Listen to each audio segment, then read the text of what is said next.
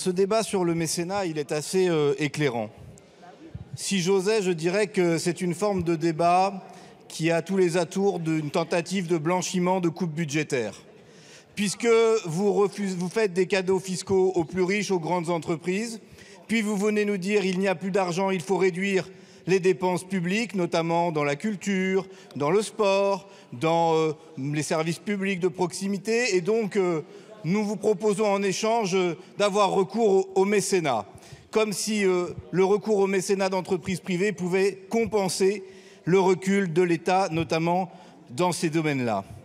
Au demeurant, il n'y aura pas de mécènes suffisamment nombreux et suffisamment généreux pour tous les secteurs où vous coupez. Rien que dans ma circonscription, il y a évidemment la culture et le sport.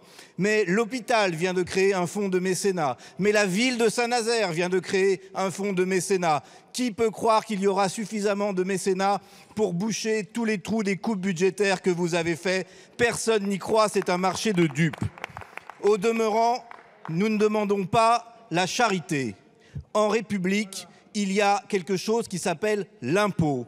Donc les entreprises, les particuliers payent l'impôt en raison de leurs facultés et démocratiquement, collectivement, nous décidons de là où il doit être investi ensuite au service de l'intérêt général et pas dans une stratégie d'image de telle ou telle entreprise qui essaye de se faire bien voir en subventionnant tel ou tel projet. Enfin, j'achève par un point.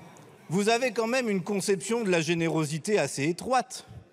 Pourquoi il faudrait nécessairement un avantage fiscal pour être généreux? Si vous croyez à ce point que les entreprises en question le font de façon désintéressée pour la beauté du geste, par bonté d'âme, alors retirez l'avantage fiscal, le don n'en sera que plus beau.